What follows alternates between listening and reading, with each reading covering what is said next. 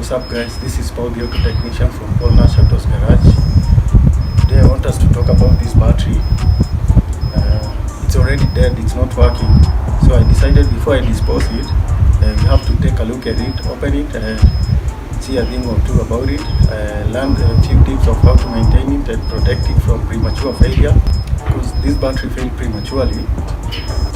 I want us to take a look at it, open it, see what's inside it, and get to know one or two activities that do take place inside the battery while your vehicle is in operation.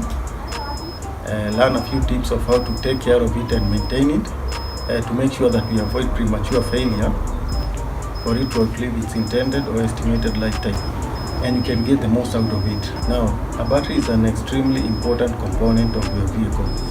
The running of your vehicle, the management of accessories, management of your powertrain, even performance issues. Whether you have an electric vehicle, a hybrid vehicle, or a fuel-powered vehicle, this battery here, no doubt about it, this battery here is very important in running that vehicle and managing the components and accessories of that vehicle. Alright guys, so we've successfully managed to remove this part of the cover. It is a tightly permanently sealed unit. In case you run out of electrolyte and maybe you are brave enough to try and refill the electrolyte, this cover right here that I've managed to remove, if maybe you have a heat gun, you can just expose some of these edges to the light heat and pry off this cover, remove it. Then you can see here we have a plug that you can easily remove out and see the level of the electrolyte. So this is the positive terminal here. I'm pointing it with a screwdriver, the positive terminal, and this right here is the negative terminal. So essentially how this cell is built up is that the other cell, the second cell right here, this is the negative part of it, the continuation of the negative part of it, and the positive lead right here, its continuation is right inside there. It cannot be seen properly, but it's right there. So this cell right here, this negative part of the cell is made up of a sponge lid plate, and we have this PVC separators. This looks like the PVC papers, the nylon papers. They are kind of thick and they are separators that separate these cells from contacting or getting into contact with the positive cell. So these cells are kind of interspersed and they look like this.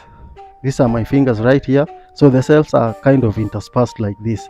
So this is the positive, negative, positive, negative, positive, negative. Kind of like the way the magnet is. North pole, south pole, north pole, south pole. Okay, so in between the cells, to avoid them contacting with one another and creating a massive crazy short, in between them you have those PVC papers. Inside each of these cells of this battery, electricity is generated through the chemical reaction of the sulfuric acid or the electrolyte with this positive plate and the negative plate. Now you have those separators, PVC like separators right inside there. So the electrolyte, we've seen that the electrolyte is a solution of sulfuric acid and water. Now, what kills a battery? Leaving the accessories on, maybe overnight or even for like an hour or 2 hours. You leave the vehicle in the parking lot. Maybe you get into a supermarket, then you leave the accessories on. That is one of the habits that kills the battery. Your battery can also be destroyed by overloading the system. Maybe you have a little battery, the rate at which it generates electricity cannot feed the system of like a blasting sound system. Maybe you got extra lights that you fitted on your vehicle and extra accessories. Those things, if they overload the battery, it will have a short lifespan. That is now because of overloading the system. Parking a car for a long time, like 6 months, 1 year, eventually the battery will discharge over time and it will be flat. Now when you come and start your car, or you decide to charge the battery to revive the battery and start your car, you will have minimal chances of getting back that battery. Now With repeated charging and discharging, your battery is exposed to high charging and discharging many times, and they become cycles. Non-conductive sulfate crystals form both on the positive and the negative plates, and with repeated cycles over time, the acid becomes stratified, which means that concentrated acid flows down to the bottom and diluted acid at the top. If I tilt this battery, now look at that electrolyte. It has some deposits. It's accumulation of the particles right there. I hope you can see clearly.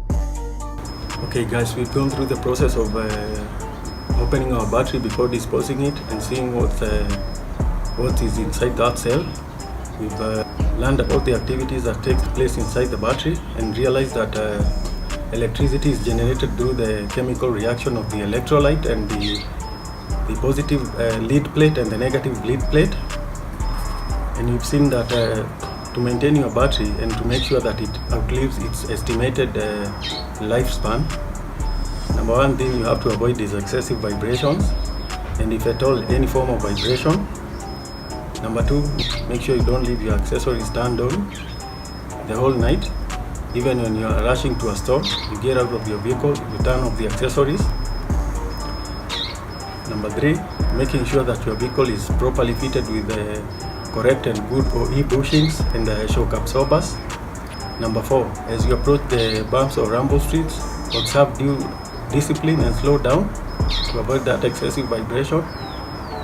That way you'll get the most out of your battery unit and it will outlive its estimated lifespan.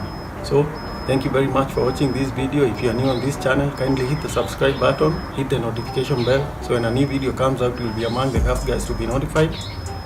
And for the existing subscribers, keep on sharing the videos, recommend them to your friends, and I'll see you next time.